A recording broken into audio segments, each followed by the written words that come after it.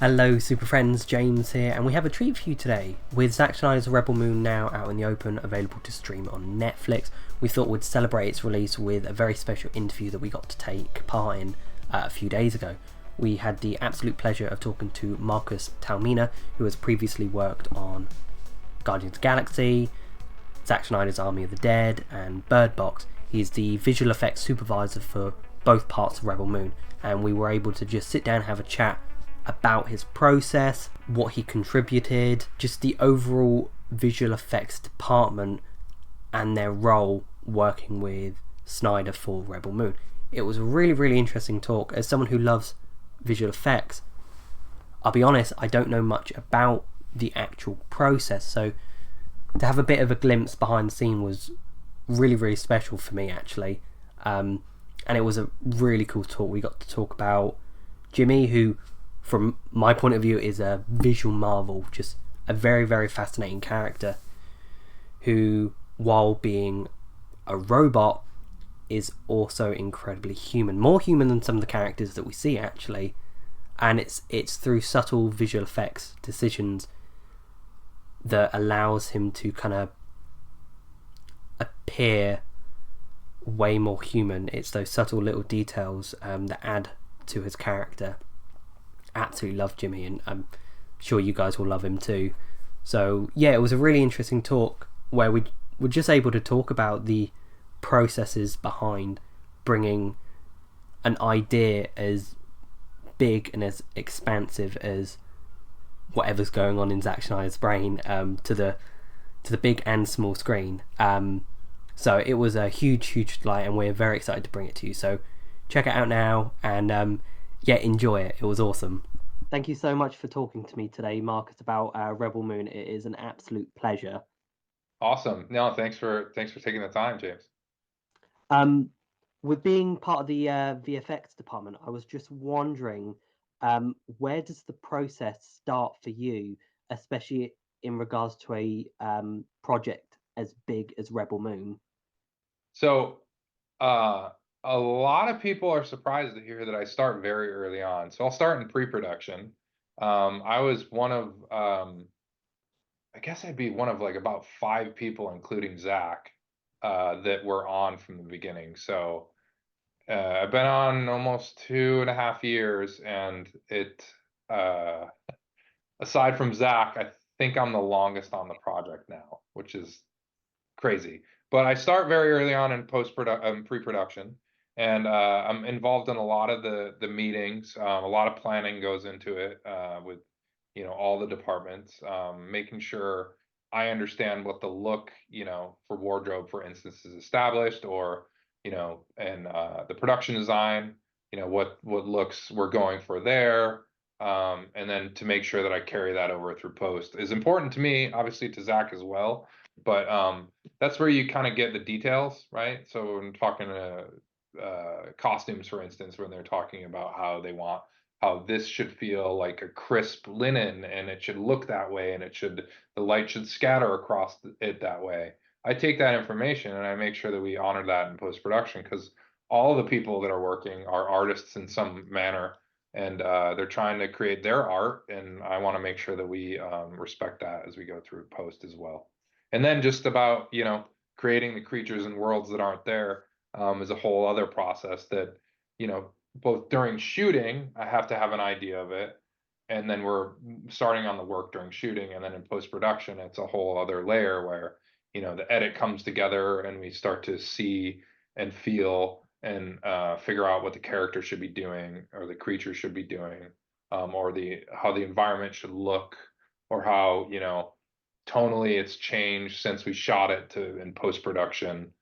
So bits and bobs like that, but I'm on all the way through the movie release. Wow, it sounds like you're really involved in the process.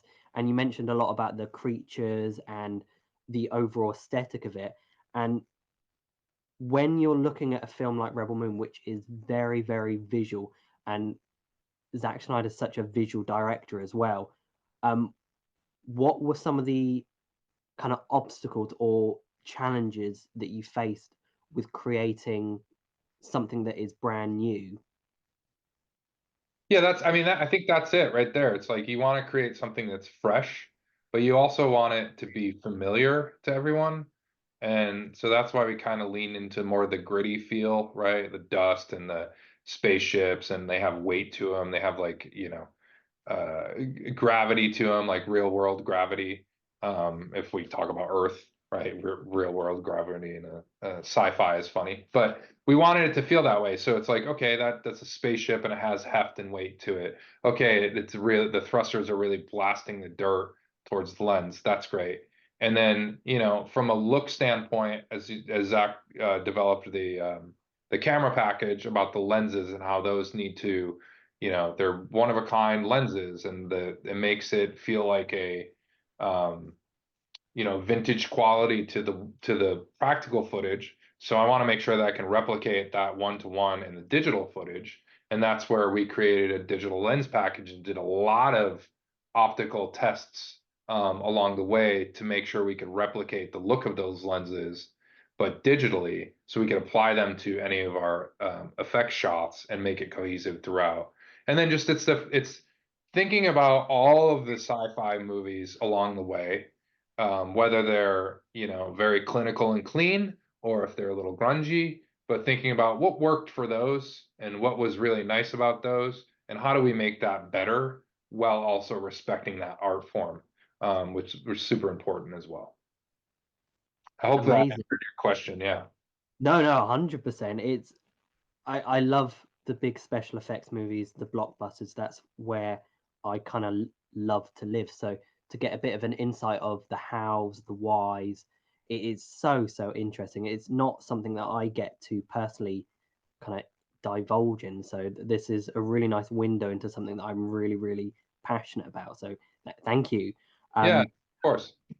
and looking at sort of characters, creatures, and planets, were there any particular components that you personally really enjoyed working on, or a particular highlight? I mean, all of them, but eh, if I had to pick a couple, I can't even pick one. I think Jimmy is good. Jimmy was one of my favorites because the robot, because there's a subtlety to them that we actually had to, like, you know, take a step back and go, this is too good. Like, we don't need to do much to this. How do we support the performance that's there? And it's just my favorite scene is when he's with Sam at the river because it's so heartwarming for me. And it just kind of encapsulates the warmth of, I guess, that character in that moment. And then, to the same point of the warmth and the soulfulness, Levitica, even though he's not on screen for very long, um, has a deep, personal soul to it, and also just knowing that I had a lot of conversations and discussions with Tony, the performer that is Levitica underneath it all, and he understood the process. He knew that we were going to be very true to his performance, but he also loved the idea that he was going to be created into this character. And I think, for that it was very special because he gave such an amazing performance, and we had an opportunity to then portal that through into Levitica when we animated the creature, which was mandated to the teams, but it's almost like I didn't even need to mandate it because they're like, I see the performance there and I know what you're looking for, and we're gonna bring it back through to the character. And there's a realism, there's a relatability to him in the movie, which I think is super important, and just and personal for everybody. Yeah, absolutely. And I love what you had to say about Jimmy. In terms of like androids, robots, there's something so very, very mesmerizing about how Jimmy moves and how he looks. And I mean, that was one of my highlights, is just seeing Jimmy be more human than some of the human characters that were there. He had heart, he had soul, but just the way that he moved was it. I really couldn't tell that it was visual effects. Honestly, I think at moments I was convinced that there was someone in that suit. I'm glad you said that because that's what we were aiming for.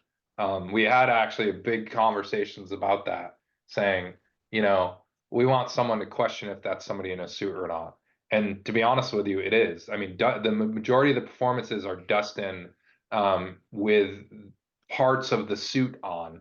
And in order to create exactly what you just said, I kind of mandated and Scanline who did the work. I said, look, I know we want like our knee-jerk reaction would be to maybe replace the majority of the suit, but we're not going to in this time. We're going to keep the chest, we're going to keep the face and head as much as we can, and we're going to then mirror that through all the digital, the arms, the robot hands, and the internals, and we're going to fool the audience in a way because the performance is there. We don't need to do much to it. And then to kind of like plus it up, you're like, we want to bring a little more warmth into Jimmy. And so that's, the subtle movements in the face plates and the ears and the change in the color of his eyes. It's subtle, right? We had some early versions that were way, more over the top, and we could have gone with those, but it wouldn't have respected the performance there. And so we kept it subtle, and we were very, very happy with how it turned out. It looked amazing, and it's such a subtle thing, like you said, is when he's washing his face down the river. I love the fact he just like shakes his hands off. It was a Yep. really nice little touch. But I don't know why it really stuck with me. I thought it was it was a really human thing to add to Jimmy. So I think people are going to absolutely fall in love with him. And kind of moving on to my next question, Rebel Moon is of course split into two parts, but there's also the talks of extended editions. If you're allowed to talk about it, or if you're allowed to kind of incorporate it, how does that affect your work? I think what I can say is this: what's been really nice and unique. I don't know if there's many other uh, movies that have the ability to do this. I think Matrix would be one of them. Avengers would be another one. But what was nice is that we were working on both movies simultaneously. So we had the opportunity to kind of cross and fuse and think about what's going to happen in movie two and how that's going to look in movie one, and make sure that movie one is cohesive with movie two, just so there's a visual throughput that's consistent. And then as far as the extended cut is, all I can say is Zach shot so much material. He's a shooter. You cannot put that much material into a 2-hour cut.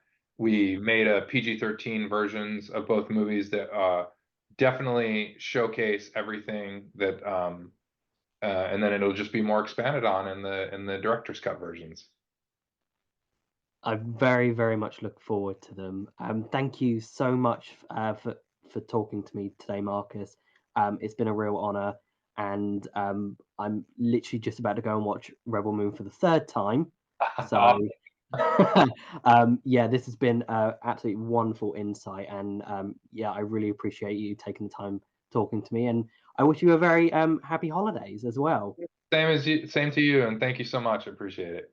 And that was our interview with Marcus Taormina. Thank you so much for letting us really dive into one of the most important elements for a sci-fi film is the visual effects. It's the characters, it's the creatures, it's the world.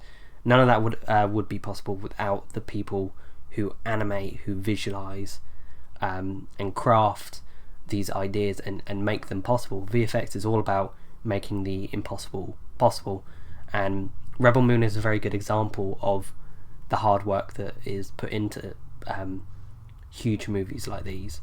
So thank you, Marcus. It was an absolute privilege, and I hope you guys enjoyed it. If you're a Rebel Moon fan like I am, we have a few more interviews over on our main YouTube channel that you can enjoy.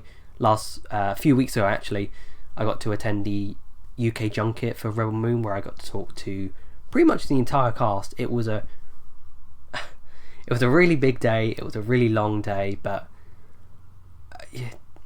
I never thought I'd have the opportunity to take part in something as big as this. So yeah, go and check them out, learn more about the characters and the people playing these characters. That's also an important thing, is seeing the people behind the masks, and it really just does illuminate their process, what it was like on set, what it was like working with Zach, and their own experiences with their characters. It's super illuminating and a lot of fun. So if you liked this one, go out and check out the rest, and as always, we'll see you very soon.